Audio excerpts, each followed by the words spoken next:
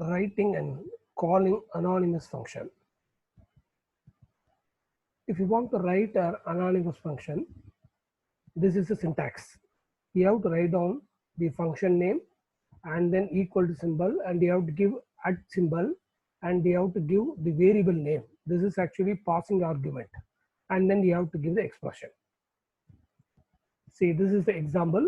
I want to define an anonymous function named quad. So equal to at symbol. So passing argument is only x. So this is nothing but expression. So 10 matlab x squared minus 5x and then plus 7, right? So this is actually the outcome of the anonymous function. Then the use of anonymous function is you want to execute only one line of expression repeatedly. You can define a function name. This you can call it as anonymous function. So this is the definition of the anonymous function we have defined in the command area, and how to recall or how to call the anonymous function. So calling anonymous function, you can type the function name and you can type the argument. For example, quad is a function name, the passing argument is 2. Then automatically you will get 37, because so in this formula x takes the value of 2, and this is 2 power 2, it's 440, and then the minus 10, that is 30, plus 7, 37. This is going to be your answer. And this is one more function. This is actually function name at symbol. These are all the passing argument. So in this function we have only one argument. Here we have got 4 argument: row, column, lower limit, upper limit. So this is the expression. So once we are calling the function, so this is actually passing argument, number of rows, number of column, and then lower limit, upper limit. So it will give you the random value. So next we'll see about how to write a subfunction and how to call the subfunction in the main program. So this is a syntax. So you have to type the keyword, reserved keyword name is function, and you have to put a square bracket. In the square bracket, you have to write down the outcome of your function, that is output of your function, and this is going to be your function name. And within open brace, and you have to give open bracket, you have to give the input variables. It may be a single variable or number of variables. Then after that, you have to define number of expression to be executed while calling this function, and you have to end this function with end keyword. So function is the reserved keyword, end is a reserved keyword. The square bracket, you have to give the output data and this function name, and within open bracket and close bracket you have to enter the passing argument. And one important thing is that, so wherever you have a main function, in the main function only you suppose to have the function name.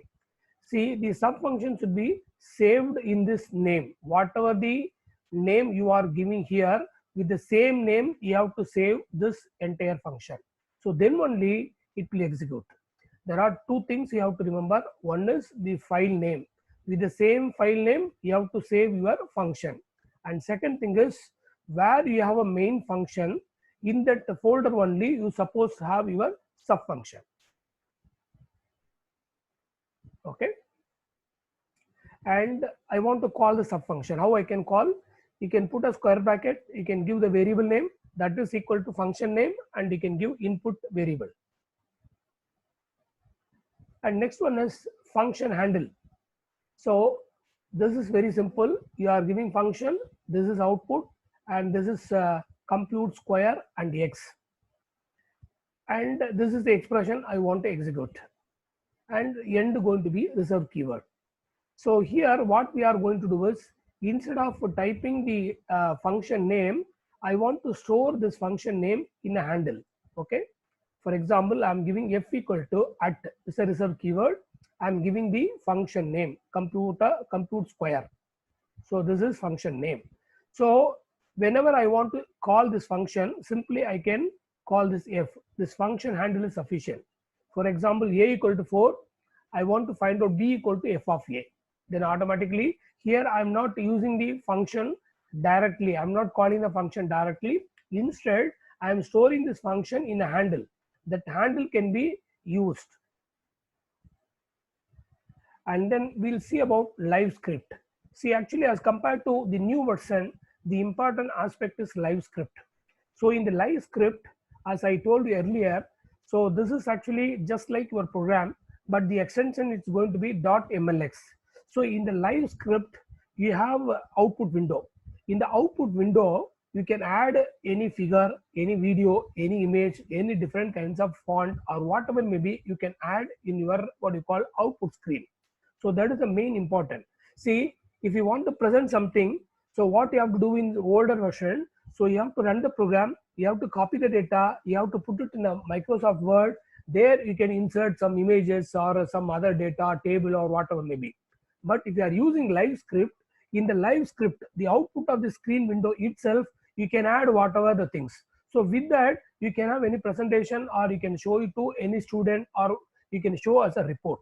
That is the main use of live script. So for live script, what you have to do is, so you have to go to home and you have to click the file and you have to click new option and you have to click live script. Once you are clicking live script, you can able to see this window, right? In this window, you can type the command, you can execute the command, and this is going to be your command area. Nearby, you have got your what you call the output area. So in that output area, you can have your output data. Sometimes I want to have both input as well as next I want to have output. That is also possible. So different things are there, but this is actually available in the new version. So this is not available in the old version. And now I'll tell you how to insert images. Okay. See, now this is actually what you call your pop-up menu. So in that menu, so you have a live editor and you have insert option, you have view. In the insert, you have got hyperlink, you have got images, and you want to have what you call any control. This is like your what you call if you are moving this, the value gets changed automatically. And if you want to have any formatted text, everything is possible. See here in the command area, I'm using this what you call the control. So instead of giving the value, I can put this control by changing this arrow, the value get automatically changed. While defining this control, I have to give minimum value and maximum value. So how you are changing this arrow, accordingly the value get changed itself, right? So these facilities are available in live script.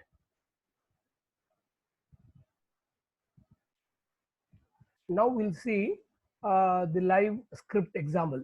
So once you are, this is actually a new version. Once you are entering MATLAB, this may be your what you call appearance of your MATLAB. So here you have got new. So in that new, so you have to click and you have live script. You click the live script, this will open. So it will divide into two area. This is going to be your coded area. This is going to be output area. So here I want to type.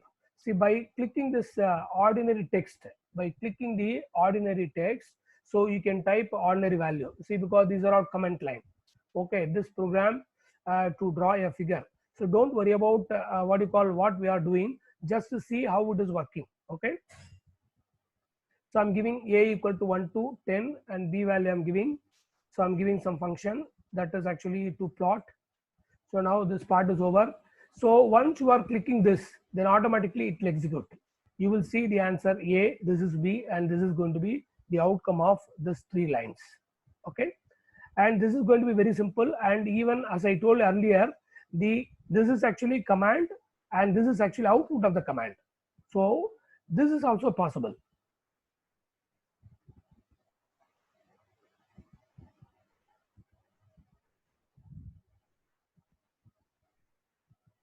See, this is actually previous case. We have a command as well as below the command, what may be the output. Now we have separated.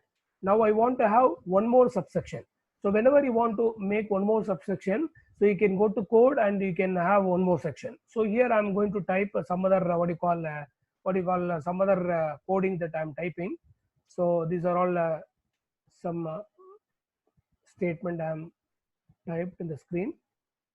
Okay. Right. See, now here you can see different options, run section and then run, and what you call another option is there, and this is overall run. So if you want to run every entire thing, you can click this run. If you want to run only this section, click your cursor here and you can run this section, this button alone. That time only this portion will execute. Suppose I want to execute this portion, so click the cursor here and you can run section, or otherwise you can click it here, you will get the output. So these facilities are very simple in new version.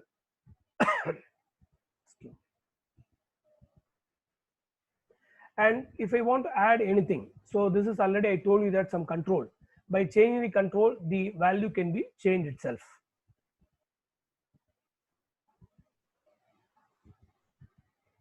See, because you need not to worry about to give input.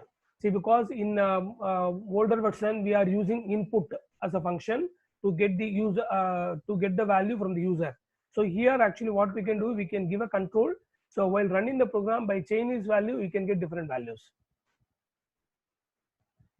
Suppose I want to add any images, or what you call any hyperlink or images, you can make very easily. So I want to insert some images. I'm clicking some image. So that image came inside. If you want to make bigger size, you can make it like this. So likewise, the live script have so many facilities. So with the help of live script, in the program itself, you can make what you call the entire presentation.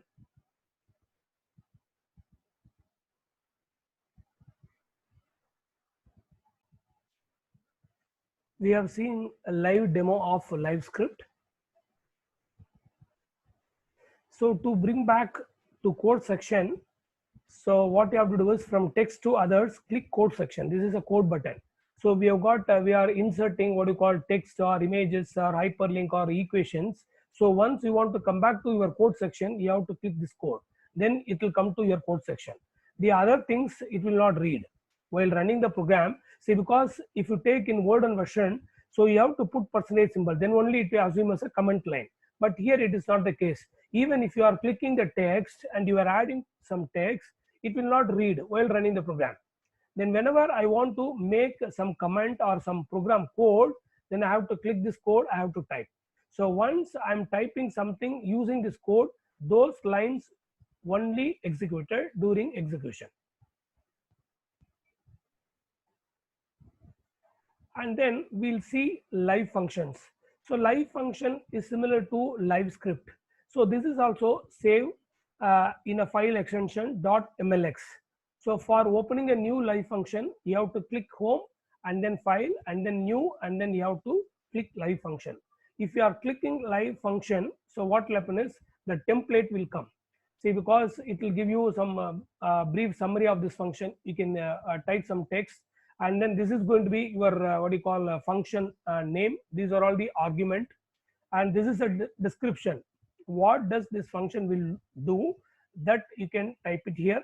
This is actually your coding of the particular function.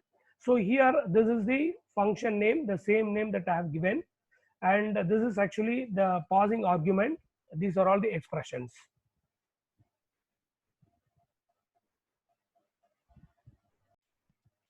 We will see the live demo of live functions. See, once you are clicking new and then opening a live function, the window will come like this. Okay, so now I'm running this video. So I'm giving new and opened new for live function. So you will have what you call the brief summary, and if you want to add anything, you can add it. I'm adding. So draw fig, that is going to be your function name, and these are all your argument. And I want to give the description of the function. So once I'm using this function, what may be the output, right? So that I have given as a description.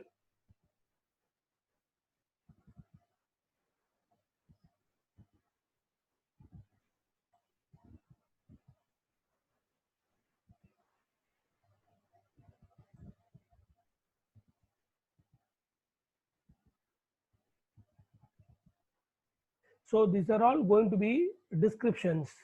So coding is here.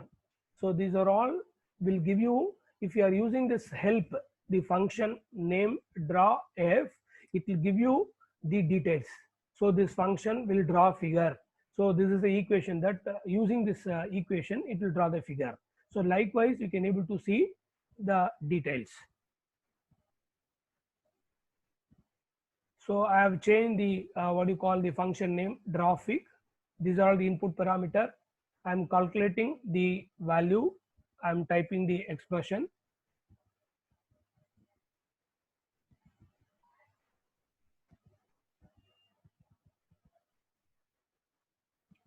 So now the thing is over. I'm going to save this function. I have saved this function.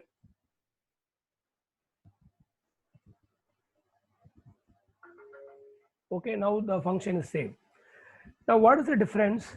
See, because if you take in older version, so once you have to run the main function, you have to call the sub function, then only you can able to call the sub function in the command area.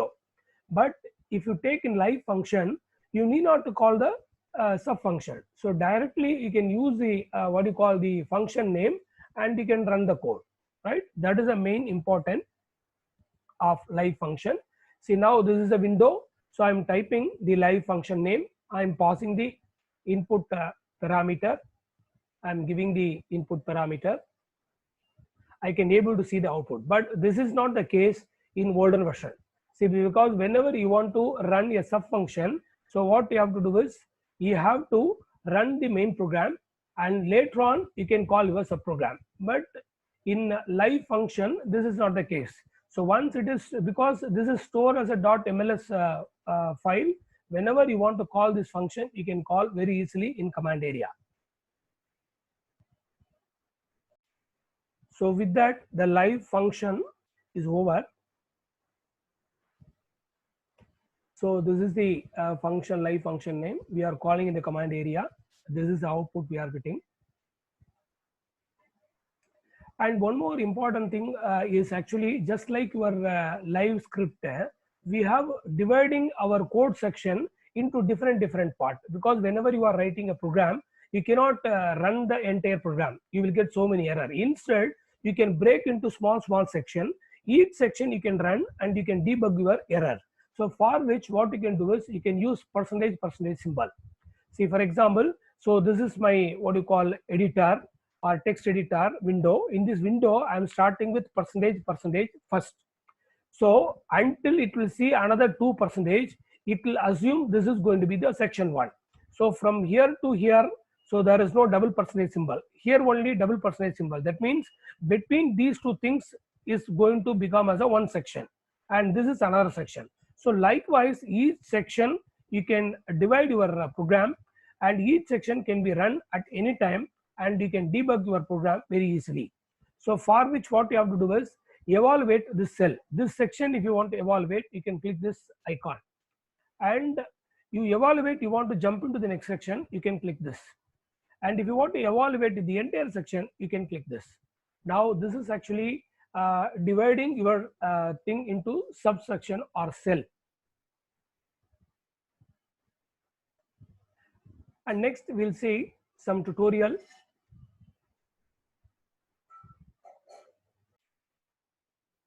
So this is tutorial number 6. We are going to solve this 4 problem or 4 exercise. See, the first exercise is going to, you have to write a subprogram to compute parameter value by passing lower, upper limit and number of samples, and call it in a main program where limits and number of samples are read as input data, right? So this is actually your program. So here what I am doing is, already we have a PV underscore initialization program. I'm just going to remodify this program according to our need. I have copied. So I want to read, or I want to correct it. See, in this subprogram, I want to read the lower limit, upper limit, number of samples input. I'm typing function. It is a reserved keyword. This is the output I want to have, and this is function name, init. So initialization. or init underscore pv underscore init. So that may be your sub function name. And then the parameter is lower limit, upper limit, and then number of samples, right? So NB, this line is used to find out how many variables are there in the given data, right? Here it is not data. Here we are going to have the lower limit. By reading the lower limit, I can find out how many variables are there. Now, this line indicate I want to generate number of what you call NS rows, NB column, random number between 0 and 1. And this is pre-allocating memory. And this line we are doesn't going to change. And we are going to add one end, because whenever you are opening function, you have to give end. So now you have to save this function in this name, pv underscore init, right? So you want to save this. Now the name is pv initialization. This is not the correct name. What we want to do is we want to save as pv underscore init. I am just changing. See, the main condition is the subprogram will be placed in the location of your main program. So that is main important thing you should remember. So now you cannot see the red line. That means the entire subprogram saved in pv underscore init, right? Now I'm going to write the main program. So whenever you are writing any program, better you can give the comment line first. What for you are writing this program, or what for this code. So this is main program to initialization of variables. Okay. So in the main program, I want to read limits and number of samples. Okay. So I want to clear screen. I want to clear all the variable. Now I want to read lower limit. I'm giving LL. It's a variable name. I'm using input function. Enter lower limit value.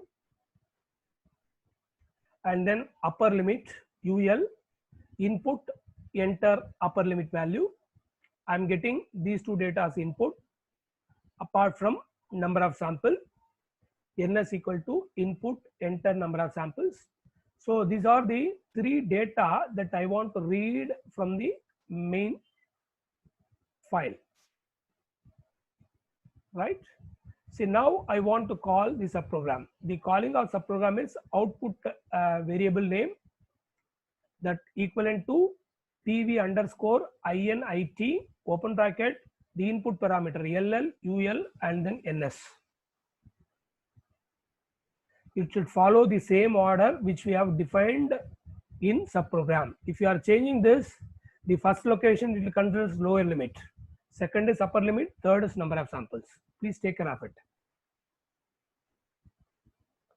So now we want to display the answer, display the PV. Okay. Now I want to save this program. Save. I'm saving in the same location, equivalent zoom MATLAB. So here only I have my subprogram pv underscore init. Please remember, the subprogram will be available in the same folder where your main program is there. Now you want to run the program. So this is our subprogram. So we want to go back to main program. Yeah, this is our main program, and we want to run the main program, right? So we are running. We want to see the command area. You double click this area. You can see your command area. Enter lower limit. I'm giving 10, and then 20, and then 30. Here I'm not defining number of variable. Only I'm giving the lower limit value. Similarly, upper limit value. By using this lower limit value, I can get how many variables are there. So now the third input is number of samples. Now this is your outcome. Sample is 5. I'm getting A value and B value, C value. That means this value is between 10 and 15. This is between 20 and 40, and this is between 30 and 60, right? Now I want to call this program PV equal to PV underscore INIT, and then I'm giving the value. This is going to be lower limit and this is going to be upper limit, and then you can give number of samples. Okay, see, actually one main things you can understand here. So this is actually ordinary function. We have already seen the live function. See, in ordinary function, once you have to call the subfunction, then only you can directly use the subfunction in the command area.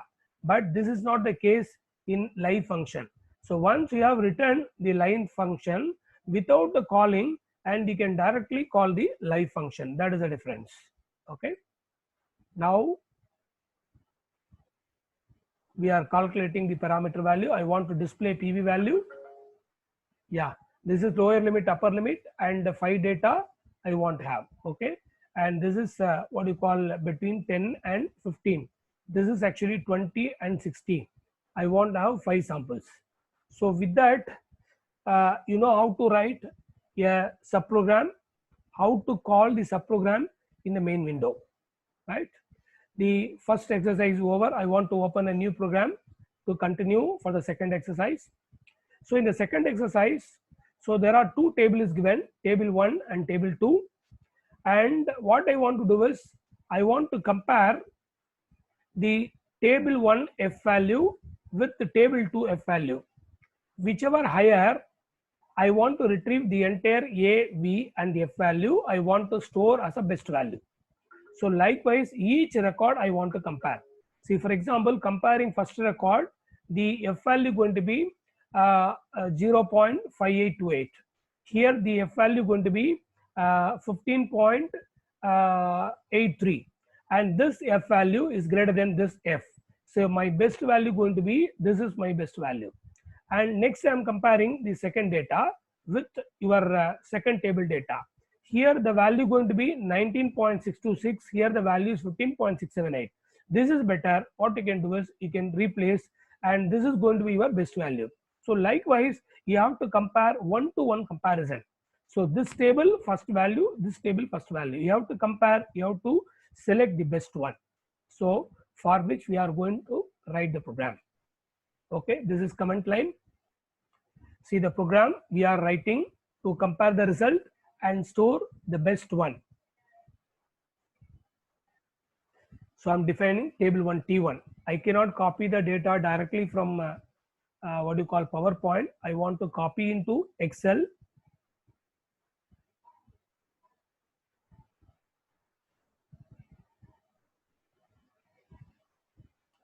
I want to copy in Excel.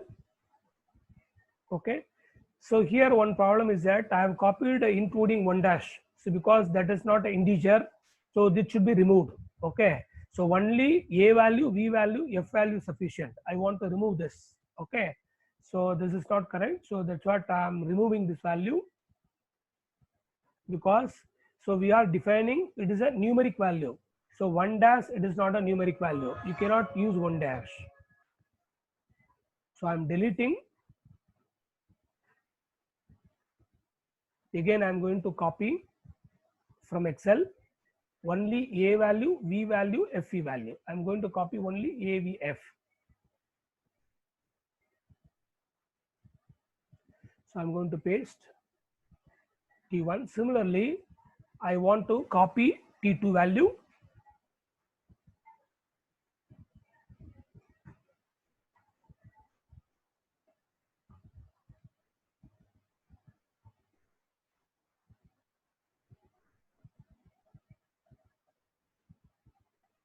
Yeah, pasting in command area. Now I know what is T1, T2 value. Now I want to know how many records are there. To know that, ns equal to size of T1 comma 1. See, because 1 represent number of rows, 2 represent number of column. Okay, I'm giving 1. So this is to know how many records or how many samples are there in the data, right? Now I want to compare 1 to 1. So for which I have to use for loop. for I equal to 1 to ns, I want to check the value. If the T1 value of the what you call the last column, that means I comma 3, because first column indicate A, second B, and third is F. So I want to check the F. So I comma 3 is greater than T2 I comma 3. So that means this value. So if I value 1 means, and T2 I comma, that is 1 comma 3 represent this value, right? I'm just comparing. If this condition is satisfied, my best value going to be the T1 of the entire first row. Otherwise, the best value going to be T2 the ith row. So and then end. So I'm making end. Okay. So this means, so this is actually T1 I3 in table 1 ith row third column value. We are comparing third column value with the table 2 third column value, because in third column only we have F value. If first column value is greater than or equal to second column value, then the best value going to be the T1. So that's what I have given T1. Here I have given I comma colon. That means in the ith row I want to have the entire data, because I want to store the entire data, A value, V value, F value. If I am giving any one specific number, then it will store only that specific number. I don't want specific number. I want to have the entire A value, V value, F value. That's why I have given the colon. So if this condition is not satisfied, my best value going to be from T2. So now I want to display the answer.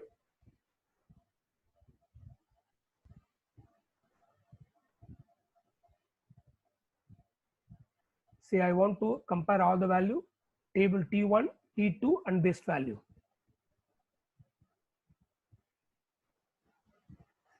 So whenever you are displaying any numeric value, so before that, if you are giving any text content, so what the numerical value represent. So that's what we are using display function, table 1, table 2 and best value.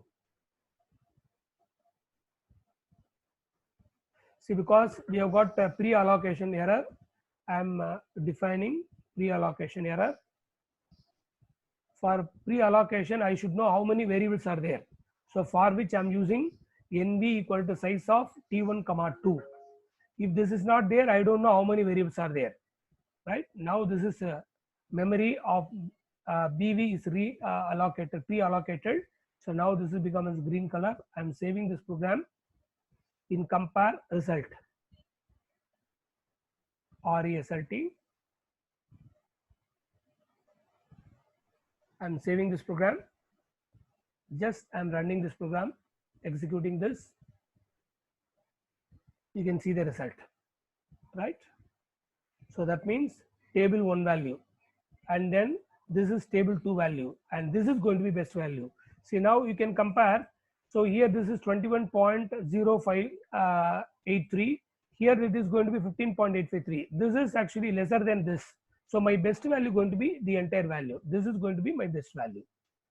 The same way, here it is 19.6267 and here it is 15.678. This is better. So I want to copy the entire data. I want to store it here.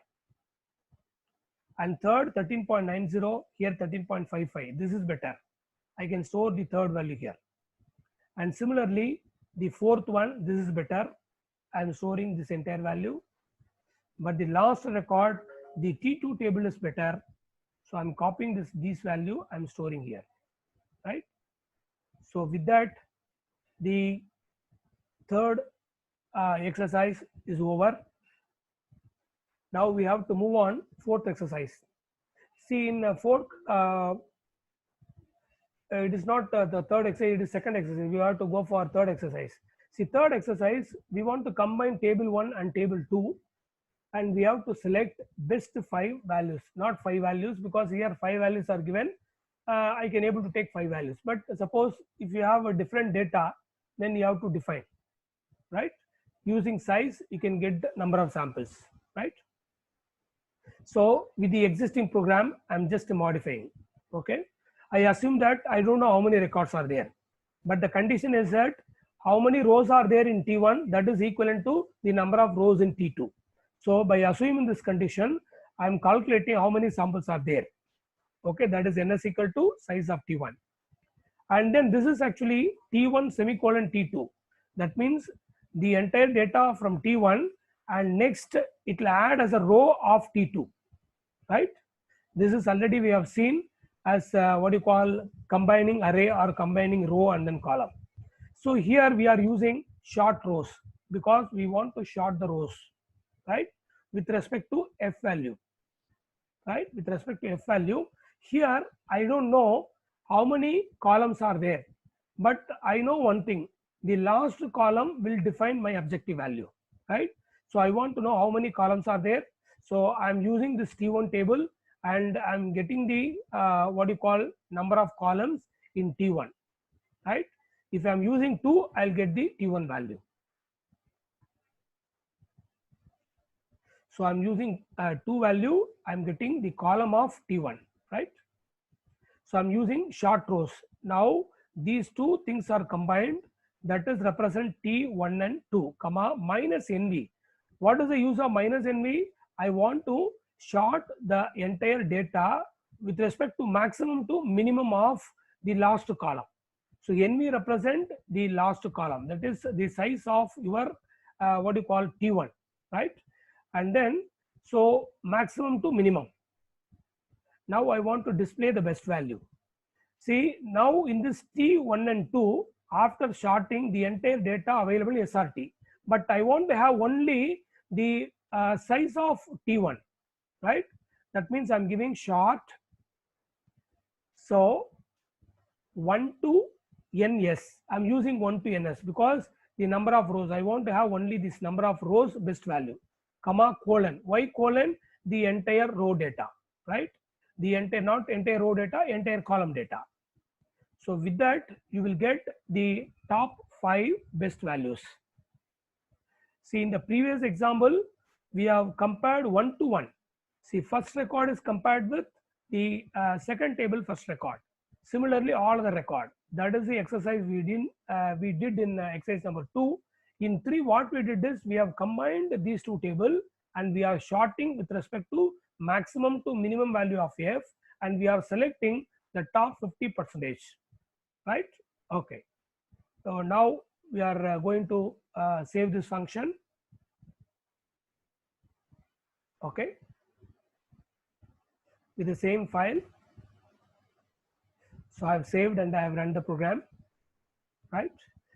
See, now I have not used the CLC at all. I have not used CLC. So that's why I'm getting all the value. I'm using CLC and clear all. See, because these lines are important. Whenever you are writing any program, don't forget to give comment line and CLC and clear all. Now you run the program.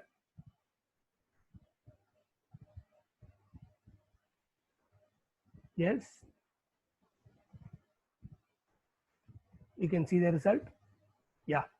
So this is going to be arranged in maximum to minimum. Now you can see the entire data. This is a 10 data combined together and arranged in descending order. So here I'm getting only the top 5 value, right? So with that, the third exercise is over, right? I'm just retrieving data of table 1 and data of table 2.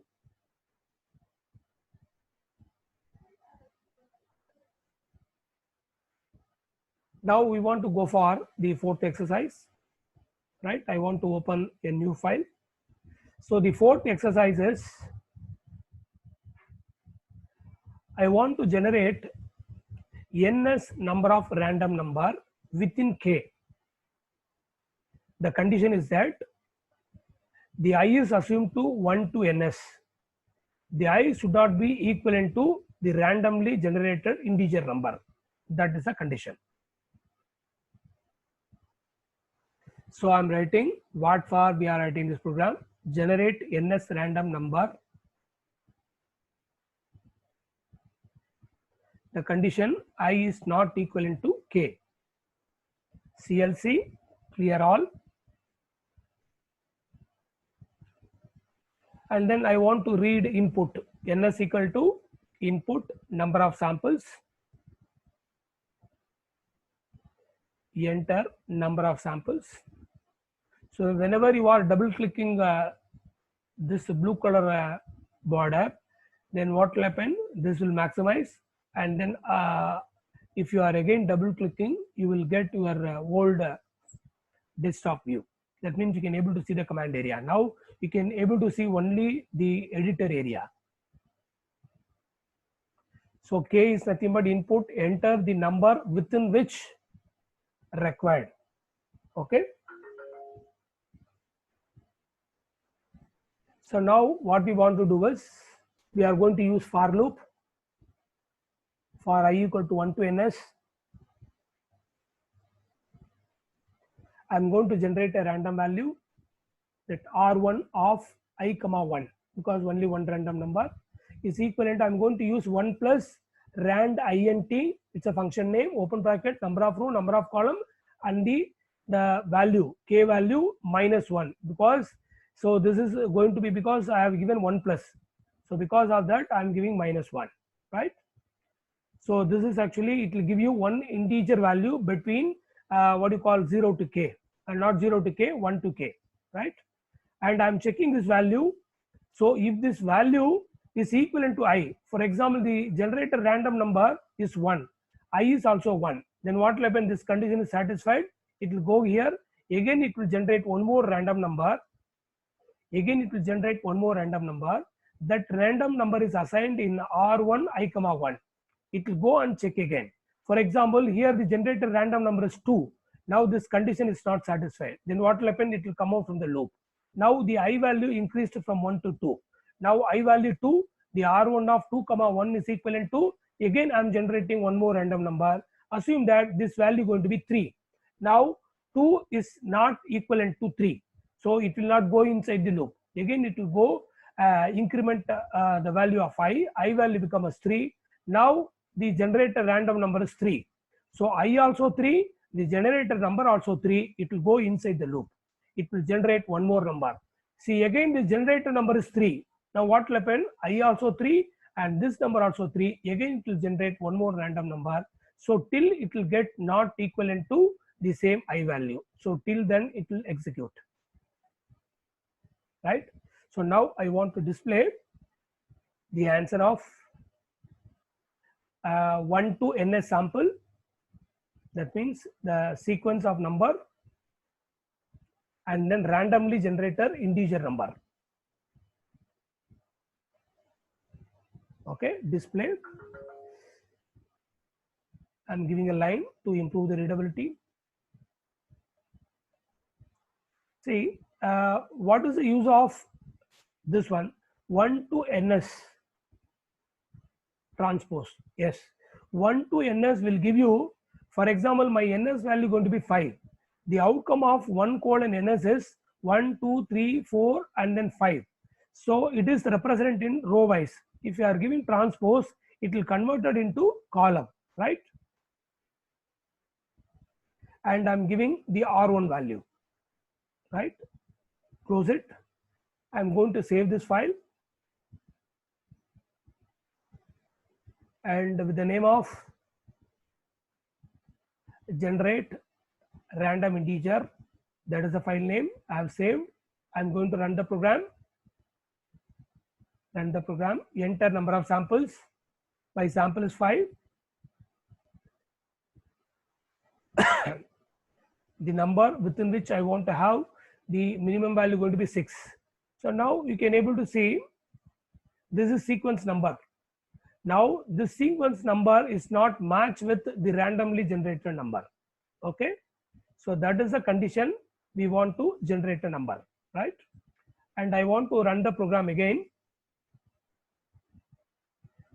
So run the program, enter number of samples, 10 samples. So I want to have within 10. Now you can see the results. See, now this is a sequence and this is the randomly generated numbers. None of the number is equivalent to the index number, right? So with that, so the fourth exercise is over.